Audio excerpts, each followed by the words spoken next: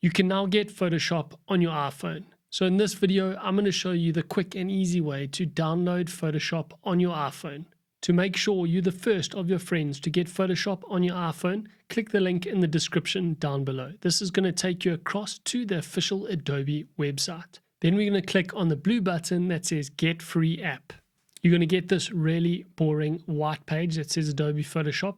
Click on Get the App button at the bottom.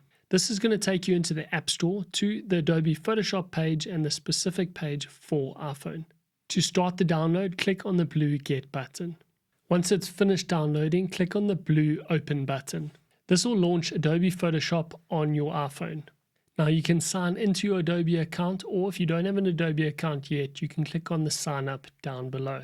Once you signed in, you're going to see all the amazing tools that you get access to right away, like quickly replacing backgrounds, how to adjust color and light in a specific area of your image so that you can make your photos pop, how to quickly and easily remove unwanted objects in your photos. I love this. And the best part, use the generative AI to add things into your images to make them really cool. Now to see this in action, Adobe has added a whole lot of cool videos by creators to show you how to use Photoshop on your iPhone. You can do such cool things like this giraffe licking the moon. You can now use Photoshop on your phone.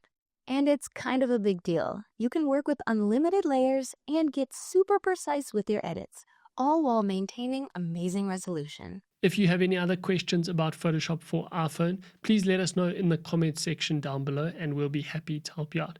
I hope you enjoy using Photoshop on your phone as much as we do.